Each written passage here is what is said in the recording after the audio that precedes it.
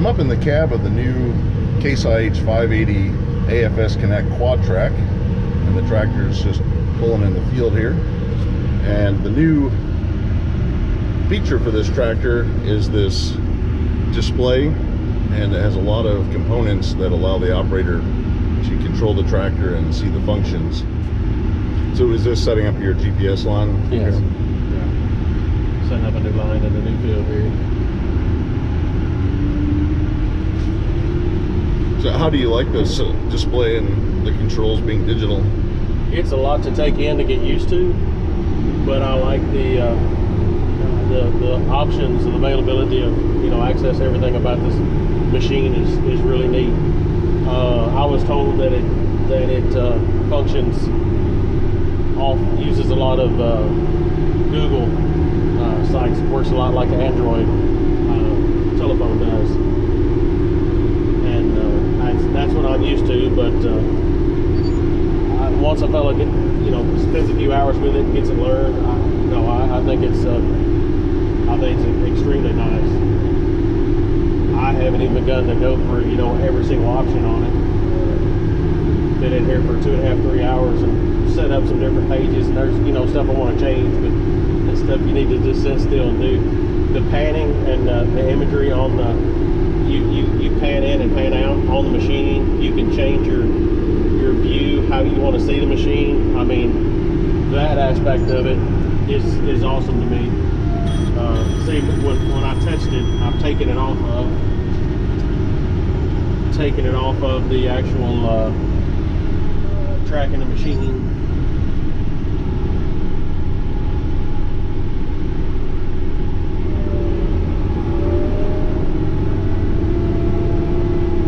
So it's all on auto guidance as well, so we're hands-free here and running a 9-shank ripper back there. How deep is that running? We're running about 19.5 inches.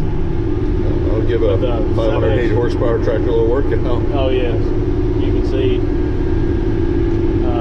6.2. That's nice having that screen. Everything's condensed up on the post there, just to that. What we are subsoiling right now is have water standing on it up to 18 inches to 2 foot deep. Back in the spring for a solid 5 months was flooded. That's why it's a mess that it is to look at aesthetically, but major compaction, caused by that much water volume setting on it for so long, not beyond the saturation point. The sheer weight of it.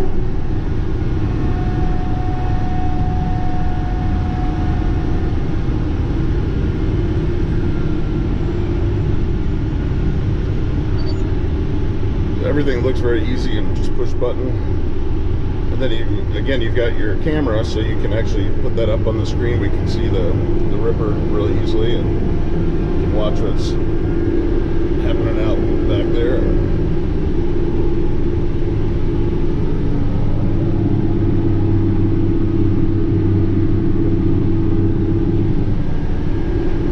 So you run the John Deere 9620 RXs, and how do you think this red one compares to the green? Spent a lot of time in the 620s, pulling our 9-shank rippers. We've got a Deere 2100 as well. The Cat, I would say, we have a little bit steeper pitch, more lift coming off of the points on the shanks on this ripper.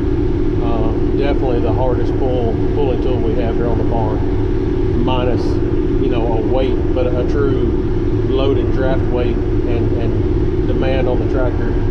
I told the guys earlier, they're all asking, first time red tractor's been on this farm to demo or try in a long time, and I'm not trying to kill the tractor by any means, but it would stand alone. It would stand side by side with that 620 RX.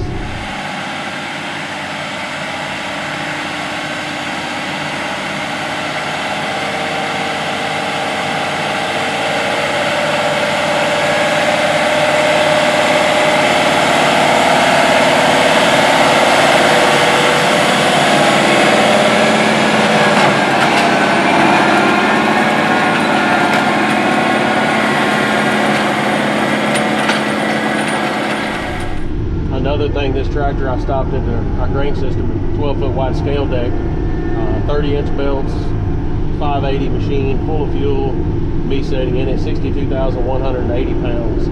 I thought the tractor was a lot more weight difference in this tractor being lighter than Deere's frame. As far as I know, what we weighed our 620s and even our 520s and row crop belts, it's right there hand in hand weight wise within 1,200 pounds of them. I questioned the 30-inch belts on this machine.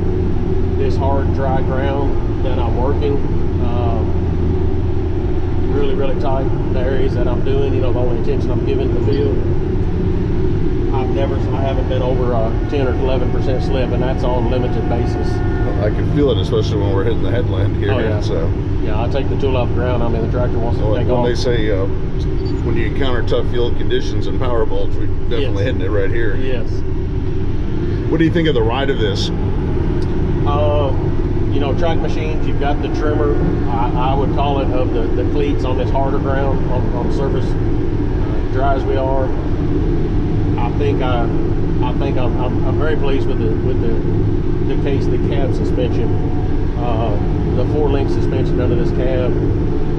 I don't feel it bouncing as much. The Deere, as many hours as I've spent in the things, the 520s and 620s of ours, they hinge off the rear, and the front is where your pivot point is. You'll actually notice them just really bounce, more of a bounce than a glide feel to them. You know, watching them move against the hood of the cab, the glass moving and shaking. So in addition to the technology, there's also some creature comforts here in the cab, because you're going to spend, in the busy season, 10, 12 plus hours or more a day in this tractor. What kind of features do they have for the operator? You have your nice AM FM radio, of course. I mean, weather band, Bluetooth technology, hands-free action. Really enjoying the seat that most of the manufacturers have come out with. Their green or red heated, cool seating is really nice. People talk about how we're spoiled, or the hours we put in sitting in these seats, but what they also don't realize, you're in a Invecta box. I mean, you're surrounded by nothing but glass. You wouldn't survive in here 20 minutes on an 80-degree day, on a 60-degree day in raw sunshine, without the air conditioner that they have keeping you cool. I mean, you're running the air conditioner in the wintertime just because you got so much solar energy in here, but you don't realize what a seat does for you.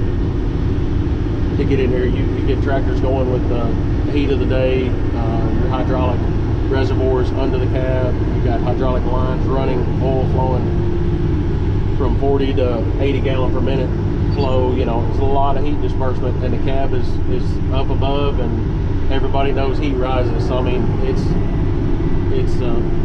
the little things, you know. Sure. Well, I had an engineer that worked on the air conditioning system for tractors, and he described it as putting a greenhouse on top of a furnace. That's exactly right. It's that is definitely nice to have these feature comforts, just like the seat here and the additional air conditioning vents up here on the dash. Just an overall nice cabin experience. In addition to the new layout with the computer screens and the condensed screens where you have a lot more visibility in the windows, one thing a lot of people ask about is this large muffler that's over here on the side of the tractor. And it is large, but if you're sitting here in the operator's seat, it really does not inhibit the visibility. It's right in that post, and there's just plenty of view either side of it, and it's not an obstacle, especially now having that camera system out the front and back is very helpful.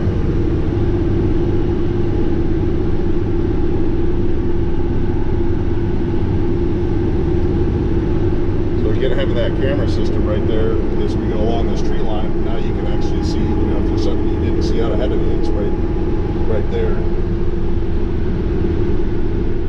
So when we get to the road, one of the nice things is that you can put that camera on the front, and you can see, have a little bit better visibility of what's happening in front of the tractor.